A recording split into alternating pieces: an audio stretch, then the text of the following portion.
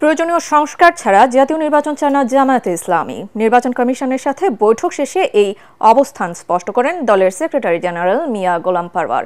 বলেন, নির্বাচন প্রক্রিয়ার সংস্কার ছাড়া সুষ্ঠু নির্বাচন সম্ভব নয়। একই সাথে সংসদের আগে স্থানীয় নির্বাচন আয়োজনের পক্ষে দলের অবস্থান তুলে ধরেন তিনি। বিস্তারিত জানাচ্ছেন একরামুল হক সায়েম। দীর্ঘ এক যুগ পর নির্বাচন কমিশনে জামায়াতে ইসলামীর প্রতিনিধিরা 2013 সালে নিবন্ধন বাতিলের পর ইসির সঙ্গে প্রথমবারের মতো দলটির বৈঠক। বৃহস্পতিবার সকাল 10টায় বৈঠক শুরু হয়ে চলে প্রায় 2 ঘন্টা।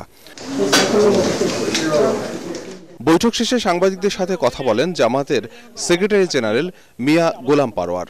জানান, সংস্কার ও নির্বাচন নিয়ে দলের অবস্থানের কথা। No election without reform. আমাদের পরিপূর্ণভাবে অন্তত নির্বাচনী প্রক্রিয়ার সঙ্গে যে সমস্ত অর্গান এবং বিভাগগুলো রাষ্ট্রের জড়িত সেগুলোকে সংস্কার করেই জাতীয় সংসদে নির্বাচন করতে হবে। তা না হলে এই নির্বাচন নিরপেক্ষ হবে না, অবাধ হবে না। পূর্বের যে 3টা নির্বাচনে জনগণ ভোট দিতে পারে নাই সেই নির্বাচনেরই পুনরাবৃত্তি ঘটবে। এ সময় সংসদ নির্বাচনের দিনক্ষণ নিয়ে সুনির্দিষ্ট কোনো প্রস্তাব না দেওয়ার কথা বললেও আগেই স্থানীয় নির্বাচন আয়োজনের পক্ষে মত তুলে ধরেন জামায়াতের সেক্রেটারি। স্থানীয় সরকার কাঠামোকে সচল করতে, সক্রিয় করতে, স্থানীয় সরকারের এবং গ্রামীণ অবকাঠামোতে উন্নয়ন, আইন শৃঙ্খলা, জনদুর্ভোগ কমাতে জনগণের আকাঙ্ক্ষাই হচ্ছে স্থানীয় সরকার নির্বাচনটা আগে হোক।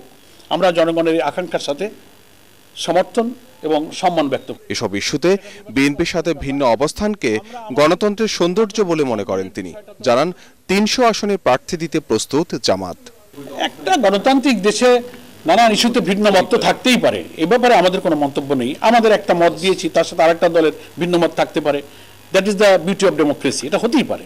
জুলাই গণহত্যা তদন্তে জামাত সহযোগিতা করেনি বলে জাতিসংঘ মানবাধিকার কমিশনের বক্তব্য সঠিক নয় বলেও দাবি করেন মিয়া গোলাম পারওয়ার। জাতিসংঘ হিউম্যান রাইটস কমিশনের সঙ্গে ফ্যাক্ট ফাইন্ডিং যত তথ্য, যত ইনফরমেশন, যত মেল সব আমরা রেসপন্স করেছি।